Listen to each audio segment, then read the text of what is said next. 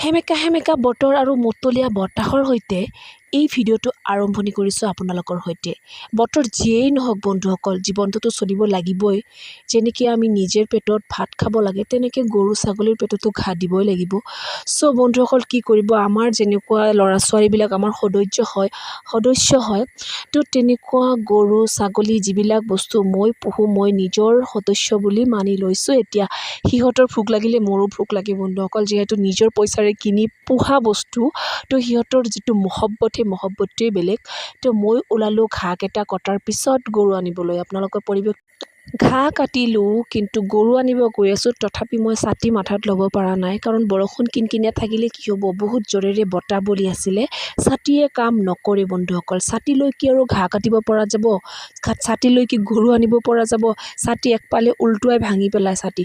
তো মই সহজ বুদ্ধিত কি কৰিছোঁ, মাথাত প্লাষ্টিক বান্ধি লৈছিলোঁ, যাতে গাটো ভিজিলেও মাথাটো নিভিজে। তো গৰু আনি মই বান্ধিলোঁ। এতিয়া গ'লোঁ ছাগলৰ কাৰণে। ছাগলকেইটা আনিব গৈ দেখা পালোঁ তাতে বহুত ডাঙৰ এটা মহ বান্ধি থৈ দিছে। তো মহটোৰ ওচৰত গৈ ভাবিলোঁ অলপমান ভিডিঅ' কৰি আপোনালোকক দেখাওঁ। চাওক, এইটো বাচ্চা হয়, ডাঙৰ মহ নহয়।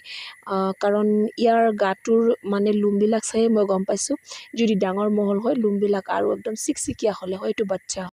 যিয়েই নহওক, গধূলিৰ কাম শেষ কৰাৰ পিছত মই আহিলোঁ ৰন্ধা বাঢ়ি কৰিবলৈ, কাৰণ বতৰটো ভাল নোহোৱাৰ বাবে মই ভাবিলোঁ ৰন্ধা বঢ়াখিনি আগতে অলপমান কৰি লওঁ।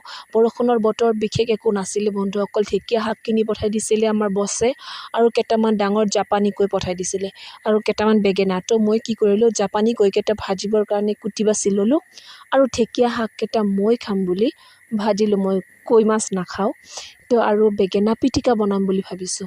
আপোনালোকক লাইভ দেখাইছোঁ শাক ভাজি। মই জানো যিবিলাক শাক লাভাৰ সেইবিলাকে এইবিলাক চালে জিভাৰে পানী ওলায়, মোৰো ওলায় বন্ধুসকল, নক'ব আৰু মিছা কথা নকওঁ। শাক মোৰ বহুত প্ৰিয়, যিকোনো শাক মই বহুত ভাল পাওঁ খাবলৈ। মই এটা সঁচা কথা আপোনালোকক কওঁ, মই মাছ মাংসতকৈ সকলোতকৈ দালি, আলু পিটিকা আৰু শাক ভজা, তাৰপিছত যদি চালাড থাকে, মই ইমান ভাল পাওঁ বন্ধুসকল। মোৰ মাছ মাংস ইমান প্ৰিয় নহয়, সেইকাৰণে মই কিজানি এনেকুৱা ক্ষীণ-মীন হওঁ। কাৰণ মাছ মাংস খালে, মই শুনিছোঁ মাংস খালে গাত মাংস হয়। তো মই কিজানি মাংস নোখোৱাৰ কাৰণে মোৰ গাত মাংস অলপ আছে। যিয়েই নহওক, অলপ মাংস হোৱাই ভাল, কাৰণ মই বহুত দৌৰাদৌৰিকৈ কাম কৰিব লাগে গোটেই দিনটোত, য'তে ত'তে যাব লগা হয়। তো মোৰ কাৰণে এই পাতলা গাটোৱে মোৰ কাৰণে বহুত ভাল।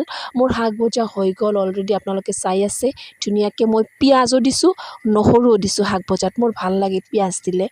আৰু এতিয়া আপোনালোকক দেখাই আছোঁ মাছ ভাজি, আৰু আপোনালোকে মাছ ভাজি মোৰ কেনেকুৱা লাগে কমেণ্টত জনাবলৈ নেপাহৰিব। ডাঙৰ ডাঙৰ মাছ ভাজিকেইটা। আৰু মোৰ ভিডিঅ'বিলাক চাই থাকিবলৈ আপোনালোকে মোৰ ইউটিউবত থকা চেনেলটো কুইন কণমণি ব্লগ ছাবস্ক্ৰাইব কৰিবলৈ নেপাহৰিব, আৰু ফেচবুকত থকা মোৰ পেজটো কণমণি অফিচিয়েল 2.0 চেনেলটো ফ'ল' কৰিবলৈ নেপাহৰিব। আজিৰ ভিডিঅ'টো কৈ মাছ ভাজিৰ সৈতে সামৰণি মাৰিব ওলাইছোঁ বন্ধুসকল। লগ হ'ব আৰু ভাল ধুনীয়া এটি ভিডিঅ'ত।